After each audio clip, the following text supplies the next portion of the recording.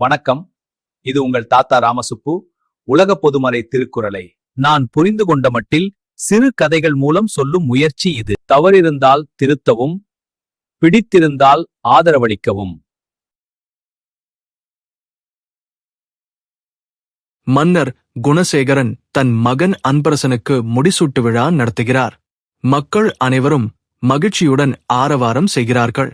அமைச்சர் மதிவாணன் புதிய அரசனை பெருமையுடன் பார்க்கிறார். விழா முடிந்ததும் குணசேகரன் அன்பரசனை தனியாக அழைக்கிறார். ஒரு நல்ல ஆட்சியாளன் தவிர்க்க வேண்டிய 3 தீமைகளைப் பற்றி கூறத் தொடங்குகிறார். செருக்கு, சினம், சிறுமை ஆகியவையே அவை என்று விளக்குகிறார். சில மாதங்களுக்குப் பிறகு அன்பரசன் தனது முதல் அரசு அவையை கூட்டுகிறான். அண்டை நாட்டு தூதுவன் ஒருவன் அவமதிக்கும் விதமாக பேசுகிறான். அவையில் இருந்த மற்றவர்கள் அதிர்ச்சியடைகிறார்கள். தூதுவனின் பேச்சைக் கேட்டு அன்பரசனுக்குள் நான் ஒரு அரசன் என்ற செருக்கு, அகங்காரம் எழுகிறது. தன் அதிகாரத்தை பயன்படுத்தி அவனை தண்டிக்க நினைக்கிறான். ஆனால் தந்தையின் அறிவுரை அவன் நினைவுக்கு வருகிறது. அன்பரசன் தன் செருக்கை அடக்கி நிதானமாக பேசுகிறான். தூதுவனின் நியாயமான கோரிக்கைகளை மட்டும் ஏற்றுக்கொண்டு அவமரியாதையை புறக்கணிக்கிறான். அவையே அவனது பெருந்தன்மையை பாராட்டுகிறது. அடுத்த சில வாரங்களில் நாட்டின் எல்லையில் ஒரு சிறிய நிலத்தகராறு ஏற்படுகிறது. அதிகாரிகள் தவறு செய்ததாக புகார் வருகிறது.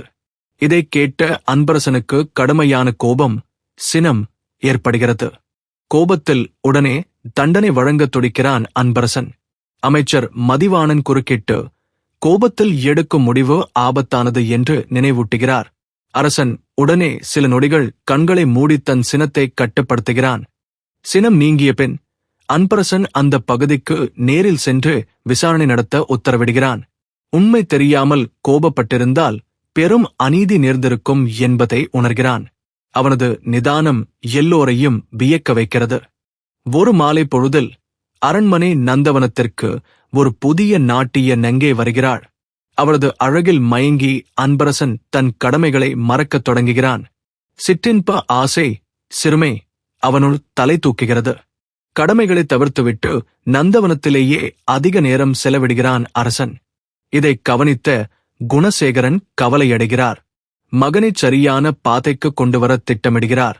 குணசேகரன் அன்பரசனை அழைத்து ஒரு தலைவன் சிற்றின்ப ஆசை என்னும் சிறுமையில் மூழ்கினால் நாடு அழியும் என்று எச்சரிக்கிறார். முற்கால அரசர்களின் வீழ்ச்சியைப் பற்றி கூறுகிறார்.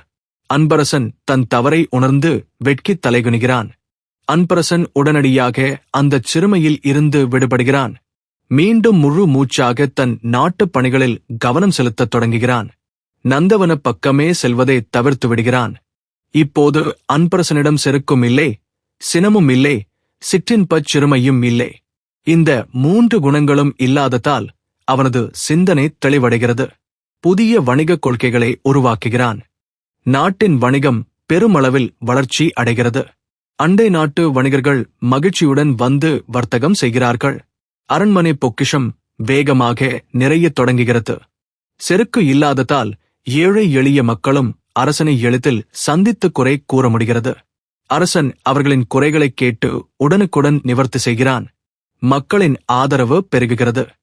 சினம் இல்லாததால் குற்றவாளிகளுக்கும் முறையான விசாரணைக்கு பிறகே தண்டனை கிடைக்கிறது. நாட்டில் சட்டம் ஒழுங்கு சீராக பராமரிக்கப்படுகிறது. மக்கள் அச்சமின்றி வாழ்கிறார்கள். சிறுமை, பெண்ணாசை இல்லாததால் நாட்டின் பெண்கள் மிகுந்த பாதுகாப்புடனும் மரியாதையுடனும் வாழ்கிறார்கள். கலைகளும் கல்வியும் நாட்டில் சிறந்து விளங்குகின்றன.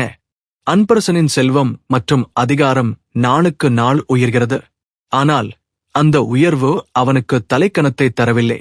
மாறாக அது அவனுக்கு பேரழகையும் பெருமிதத்தையும் தருகிறது. குணசேகரன் தன் மகனின் வளர்ச்சியைக் கண்டு ஆனந்த கண்ணீர் விடுகிறார்.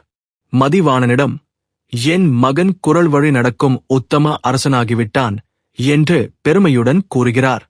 செருக்கு, சினம், சிறுமை அற்ற அன்பரசனின் பெருக்கம், செல்வ வளர்ச்சி உலகத்தாரால் போற்றப்படும் மேன்மையான பெருமித பண்பாக விளங்குகிறது. நாடு அமைதியிலும் வளத்திலும் திளைக்கிறது. நாளை சந்திப்போம். இன்று விடைபெறுகிறேன். நன்றி.